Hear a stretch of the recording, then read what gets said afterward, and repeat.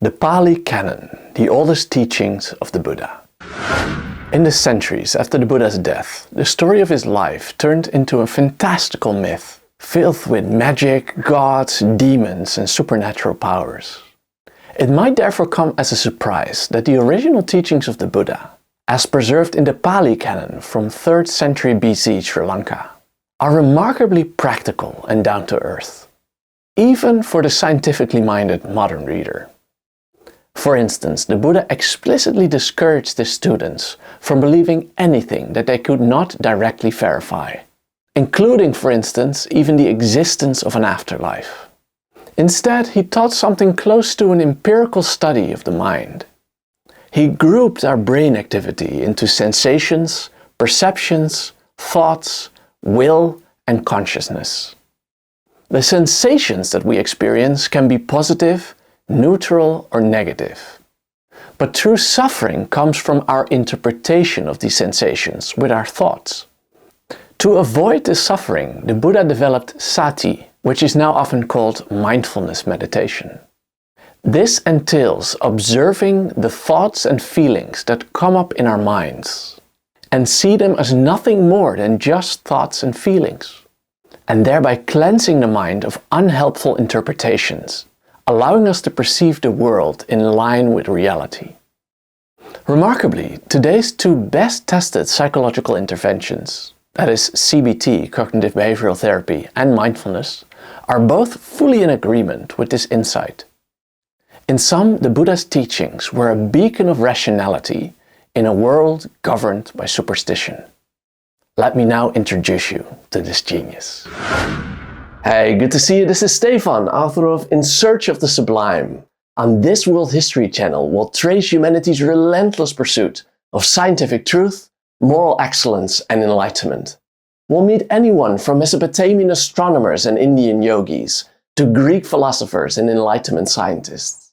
And you'll meet them firsthand using primary sources, giving you valuable insights that transcend the surface-level understanding you get on other channels. Go check it out for yourself. Let's start. The Buddha is believed to have been born in what is now Nepal in the 6th or 5th century BC. His first biography, however, the Buddha Karita, appeared much later in the 2nd century AD, so 7 or 8 centuries later, and by this time the rational approach of the Buddha had already been turned into legend. The earliest teachings of the Buddha, however, are much older. They are dated to the 3rd century BC and are preserved in the so-called Pali Canon from Sri Lanka. In these texts, we read that the Buddha told his students not to blindly accept any of his teachings on faith, but instead to verify them with their own direct experience.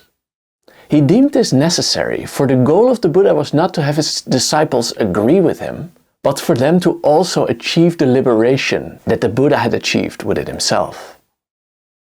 For example, when a number of villagers expressed confusion about the multitude of contradicting philosophies in circulation at the time, the Buddha told them not to accept any teaching based solely on the authority or even the apparent competence of the teacher. He said, "It is fitting for you to be perplexed, O Kalamas." Those were the villagers. "It is fitting for you to be in doubt. Doubt has arisen in you about a perplexing matter. Come, Kalamas, do not go by oral tradition, so do not believe what was said, or by lineage of teaching, by hearsay, by a collection of texts, by apparent logic, by the acceptance of a view after just pondering about it, by the seeming competence of a speaker, or because you think, this ascetic is our teacher. But when you know for yourself these things are unwholesome, these things, if undertaken in practice, lead to harm and suffering, then you should abandon them." And since beginners aren't able to verify the more complex teachings of Buddhism, the Buddha was content with teaching them just a few things that they could directly verify, and then to move from there. For instance, when the villagers questioned whether it is possible to be reborn in heaven by doing good deeds, the Buddha remarked that there was no need to know the answer up front. because the benefits of good deeds would also be evident in this life. He said, if there is another world, and if good and bad deeds bear fruit and yield result, it is possible that with the breakup of the body after death, I shall arise in a good destination, in a heavenly world. And if there is no other world, and good and bad deeds do not bear fruit and yield results, still right here, in this very life, I live happily, free of enmity and ill will. On various occasions, when the Buddha was questioned about the nature of the universe, he bluntly refused to answer, since answers to these questions were not necessary for achieving enlightenment. He said, these speculative views have been left undeclared by the Blessed One, that is, by the Buddha. They are set aside and rejected by him, namely, the world is eternal and the world is not eternal. The world is finite and the world is infinite. The soul is the same as the body, and the soul is one thing and the body another. And after death, a Tathagata, that is the Buddha, exists. And after death, a Tathagata does not exist. And after death, a Tathagata both exists and does not exist. And after death, a Tathagata neither exists nor does not exist. To explain his position, the Buddha used the analogy of a man shot by an arrow, who instead of wanting the arrow removed, proceeded to ask abstract questions about it. We read, suppose a man was wounded by an arrow thickly smeared with poison, and his friends and companions, his kinsmen and relatives, brought a surgeon to treat him. The man would say, quote, I will not let the surgeon pull out this arrow until I know whether the man who wounded me was a Katiya, a Brahmin, a merchant or a worker. Those are the different castes of India. And he would say, I will not let the surgeon pull out this arrow until I know the name and the clan of the man who wounded me, until I know whether the man who wounded me was tall, short or of middle height, until I know whether the bow that wounded me was a longbow or a crossbow, until I know whether the bowstring that wounded me was fiber, reed, sinew, hemp or bark, until I know with what kind of feathers the shaft that wounded me was fitted, whether those of a vulture, a heron, a hawk, a peacock or a stork, until I know what kind of arrowhead it was that wounded me, whether spiked or razor-tipped, or curved or barbed, or calf-toothed or lancet-shaped. All of this would still not be known to that man, and meanwhile he would die. On another occasion, he rejected a similar abstract question by a monk named Vajja, but this time because the question was unanswerable. We read, when a monk's mind is liberated thus, Master Gautama, that is the Buddha, where is he reborn after death? And the Buddha answered, is reborn does not apply, Vajja. Then he is not reborn, Master Gautama? Is not reborn does also not apply, Vajja. Then he is both reborn and not reborn, Master Gautama? Both is reborn and is not reborn does not apply, Vajja. Then he neither is reborn or not reborn, Master Gautama. Neither is reborn nor is not reborn does not apply, Vajja. Vajja was confused, as are we, by his answer, so the Buddha clarified his position with a metaphor. What do you think, Vajja? Suppose a fire were burning before you. Would you know this fire is burning before you? I would, Master Gautama. If that fire before you were to be extinguished, would you know this fire before me has been extinguished? I would, Master Gautama. And if someone were to ask you, Vajja, when that fire was extinguished, to which direction did it go? To the east, to the west, to the north, or to the south? Being asked thus, what would you answer? And then Vajja said, that does not apply, Master Gautama. So just as the fire hasn't gone anywhere, so too will the Buddha simply be extinguished, nirvana. On top of all this, the Buddha asked the student to test him, to ensure that he practiced as he preached. He said, a monk who is an inquirer should make an investigation of the Tathagata in order to find out whether or not he is perfectly enlightened. His student should check whether he has truly overcome fear, desire, and the temptation of fame. And they should only accept teachings that are clear and openly taught, without secrecy. Now we come to his actual teaching. So what starting point did the Buddha recommend for his students? He asked his students to take a direct and uncompromising look at the nature of reality, especially the fact that we are all destined to grow old and die. The Buddha knew that humans had a hard time learning this lesson. To make this clear, he related the following metaphorical story about a doomed man appearing before King Yama, the Lord of the Dead.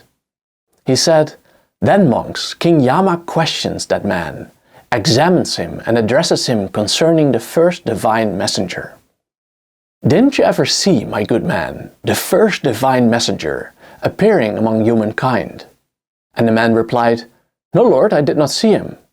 Then King Yama said to him, 'But my good man, didn't you ever see a woman or a man, 80, 90 or 100 years old, frail, bent like a roof bracket, crooked, leaning on a stick, shakily going along, ailing, youth and vigor gone, with broken teeth, with grey and scanty hair or bald, wrinkled with bloodshot limbs?' And the man replied, 'Yes, Lord, I have seen this.'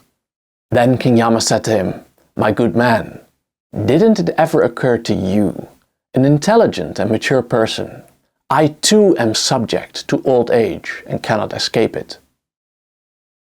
Let me now do noble deeds by body, speech and mind.' 'No, Lord,' said the man, 'I could not do it. I was negligent.' The main reason for this misunderstanding, the Buddha taught, was that on some level we cannot help but believe that the state of our current life will be permanent. An ignorant man, he claimed, does not think, quote, 'This gain that has come to me is impermanent, bound up with suffering and subject to change, which is reality.' As a result, we allow ourselves to become attached to objects in the world and also to our own identity. But since everything eventually perishes, this inevitably leads to suffering. We read, 'What do you think, monks? Is the form permanent or impermanent?' 'Impermanent, Venerable Sir.' 'Is what is impermanent suffering or happiness?' 'Suffering, Venerable Sir.' 'Is what is impermanent, suffering and subject to change, fit to be regarded thus, quote, 'This is mine, this I am, this is myself?' 'No, Venerable Sir.' To get this message across, the Buddha regularly used powerful graphic metaphors. In one of his early sermons, the Fire Sermon, he discussed this idea with intensity. He said, 'Monks, all is burning. That is, all is impermanent. And what is that all that is burning? Monks, the eye is burning, visible forms are burning, visual consciousness is burning.' Burning with what? Burning with the fire of lust, with the fire of hate, with the fire of delusion. On another occasion, he compared the number of tears and bloodshed that each of his disciples must have shed throughout their countless lives to the size of the oceans.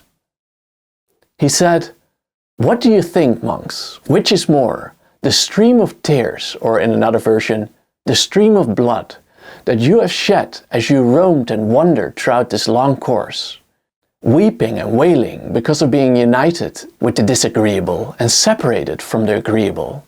This, or the water in the 4 great oceans? For a long time, monks, you have experienced the death of a mother, the death of a father, the death of a brother, the death of a sister, the death of a son, the death of a daughter, the loss of wealth, and loss through illness. It is enough to experience revulsion towards all formations, enough to become dispassionate towards them, enough to be liberated from them. Even more graphic were his meditations on the death and decay of the body, and they indeed are very extreme. On one occasion, he asked his monks to meditate on the thought of a beautiful young girl growing old, dying, and then having her body go through various stages of decay. He said, one might see that same woman as a corpse thrown aside in a charnel ground, 1, 2, or 3 days dead, bloated, dark blue, and oozing matter. What do you think, monks? Has her former beauty and loveliness vanished, and the anger become evident? Then we read of her body as devoured by crows, hawks, vultures, dogs, jackals, and various kinds of worms. And then as a skeleton with flesh and blood, and then as a skeleton without flesh and blood, held together with sinews, and then as disconnected bones scattered in all directions. Here a hand bone, there a foot bone, here a shin bone, there a thigh bone, here a hip bone, there a backbone, and here a skull. And then as bones bleached white, the color of shells, as bones heaped up, and finally as bones more than a year old, rotted and crumbled to dust. And in another version of this meditation, the monks are each time asked to compare the corpse to their own body, saying, "This body too is of the same nature. It will be like that. It is not exempt from that fate." A very powerful but scary message. But how do we go from here? For that we have to turn to the Four Noble Truths. In the Buddha's first sermon after attaining enlightenment, famously delivered at the deer park at Isipatana, the Buddha taught how to escape from the suffering in the world. This sermon is called the setting in motion of the wheel of the Dharma, marking the moment the wisdom of his teachings, his Dharma, was shared with the public. In this sermon, he summarized his teachings with four noble truths. He said, "Now this, monks, is the noble truth of suffering. Birth is suffering, aging is suffering, illness is suffering, death is suffering, union with what is displeasing is suffering, separation from what is pleasing is suffering. Not to get what one wants is suffering. And now this, monks, is the noble truth of the origin of suffering. It is craving, which leads to re-becoming, accompanied by delight and lust, seeking delight here and there, that is, craving for sensual pleasures, craving for becoming, craving for disbecoming. And now this, monks, is the noble truth of the cessation of suffering. It is the fading away and cessation of that same craving, the giving up and relinquishing of it, freedom from it, non-reliance on it. And now this, monks, is the noble truth of the way leading to the cessation of suffering. It is the noble eightfold path. That is, right view, right intention, right speech, right action, right livelihood, right effort, right mindfulness, and right concentration. Or in summary, all life is suffering, craving is the cause of that suffering, ending craving is the solution, and this can be attained through that eightfold path that we'll now discuss. The Eightfold Path was the Buddha's path to salvation, and it is often symbolized by an eight-spoked wheel. The first spoke of that wheel is called right view and is about understanding intellectually the path to nirvana. The second is right intentions, which is about giving up your home and staying away from cruelty and sensuality. The third spoke is called right speech, and it is about refraining from lying and rude language, and instead saying things that lead to salvation. The fourth spoke is called right action and is about not killing, injuring, stealing, or having sex. The fifth spoke is called right livelihood and is about begging for food and only possessing what is necessary to sustain life. The sixth spoke is called right effort and is about guarding yourself against sensual, evil, and immoral thoughts. The seventh and the eighth spokes are the most interesting. The seventh spoke is called right mindfulness, or sati. It is about having a lucid awareness of every perception, thought, and feeling that presents itself in the present moment. It is about experiencing things as they are, without adding any excess meaning, or without getting swept away by these thoughts. By doing this, we can avoid desires and fear from distorting our view of reality. In his own words, and what is right mindfulness? Here the monk remains contemplating the body as body, resolute, aware, and mindful, having put aside worldly desire and sadness. He remains contemplating feelings as feelings, mental states as mental states, mental objects as mental objects, resolute, aware, and mindful, having put aside worldly desire and sadness. This is called right mindfulness. It is about seeing things as they are, without jumping to additional conclusions. This act of simple observation is also described here. The Buddha said, "Here, for a monk, feelings are understood as they arise, as they remain present, and as they pass away. Thoughts are understood as they arise, remain present, and pass away. Perceptions are understood as they arise, remain present, and pass away. It is in this way that the monk exercises clear comprehension." The mindfulness of feelings was described as follows in more detail. Here, when feeling a pleasant feeling, a monk understands, "I feel a pleasant feeling." When feeling a painful feeling, he understands, "I feel a painful feeling." When feeling a neutral feeling, he understands, "I feel a neutral feeling."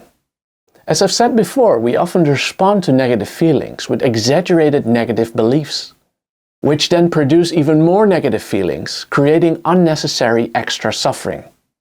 This is a very profound psychological insight, especially for the 6th century BC. We read, and this to me is the most powerful quote about this. "Monks, when the uninstructed worldling experiences a painful feeling, he sorrows, grieves and laments. He weeps, beating his breast, and becomes distraught. He feels two feelings, a bodily one and a mental one." Suppose they were to strike a man with a dart, and then strike him immediately afterwards with a second dart, so that the man would feel a feeling caused by 2 darts. So too, when the uninstructed worldling experiences a painful feeling, he feels 2 feelings, a bodily one and a mental one. And monks, when the instructed noble disciple experiences a painful feeling, he does not sorrow, grieve or lament. He does not weep, beating his breast, or becomes distraught. He feels one feeling, a bodily one, not a mental one. Very powerful indeed. The Buddha considered concentration gained through mindfulness of breathing to be the most important meditation for the attainment of enlightenment, and describes this method as follows. Simply mindful he breathes in, and simply mindful he breathes out. When a monk breathes in long, he knows, "I breathe in long." And when he breathes out long, he knows, "I breathe out long." Breathing in short, he understands, "I breathe in short." Or breathing out short, he understands, "I breathe out short." Of course, this is not rocket science, but try breathing for 5 minutes and just think about the breath. It's difficult to do, and likely at some point you'll find yourself instead worrying about some past event or a future event. It is this coming back to what is actually happening that is the key of mindfulness. We continue, "He trains thus. I will breathe in, experiencing the whole body. I will breathe out, experiencing the whole body. He trains thus. I will breathe in, tranquilizing the body formation. He trains thus. I will breathe out, tranquilizing the body formation." Alternatively, mindfulness can also be attained during simple activities. At some point, we must transit mindfulness from just sitting somewhere in quiet to our actual daily lives. He said, "Again, monks, when walking, a monk understands, I'm walking. When standing, he understands, I'm standing. When sitting, he understands, I'm sitting. And when lying down, he understands, I'm lying down."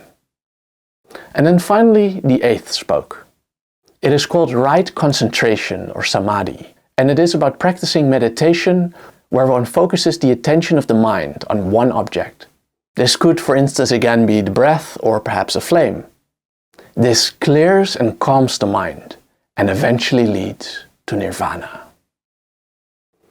And thus unfolded the brilliant teachings of the Buddha from the Pali Canon. Thank you so much for watching. And if you want to know more about Buddhism or one of the many other topics from world history, read my book In Search of the Sublime. You can read it for free on worldhistorybook.com, or you can buy a physical copy on Amazon. See you next time. Bye-bye.